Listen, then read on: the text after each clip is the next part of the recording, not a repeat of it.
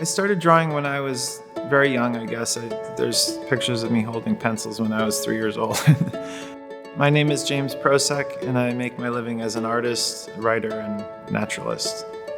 Drawing has been probably the most consistent creative thread throughout my whole life. When you draw something, you're really forced to look at it very closely.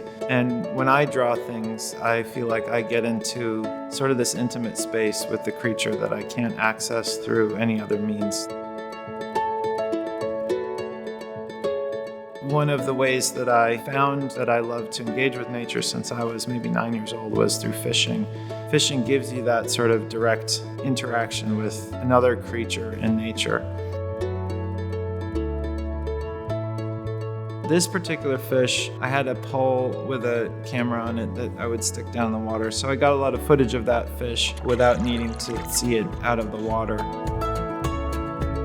One of the goals, I guess, was to create an accurate representation of what these things look like. Part of it's just to show people how big they are, but they're documents of a personal experience with an individual fish.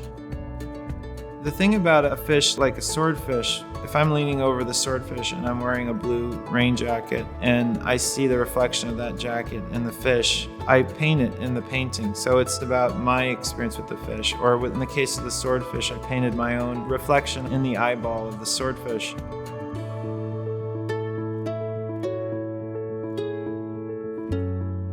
I like the idea that a hybrid, for at least the moment of its creation, lives in this liminal area between the two organisms that you've combined. In this case, sailfish have these beautiful, huge dorsal fins that look like wings. They launch off into the air and they look like they're flying. So I always sort of wanted to put a wing on one.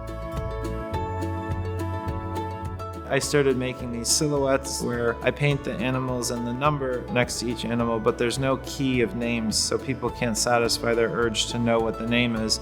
And largely, art is a visual, non-lingual medium, and it allows us to communicate things that are beyond language or in between words. We live in this beautiful kind of dance between living in the world and interpreting our experiences. The more I can try to help people engage with nature, fall in love with nature the way that I have, I feel like the more opportunities hopefully we'll have to engage people in protecting it.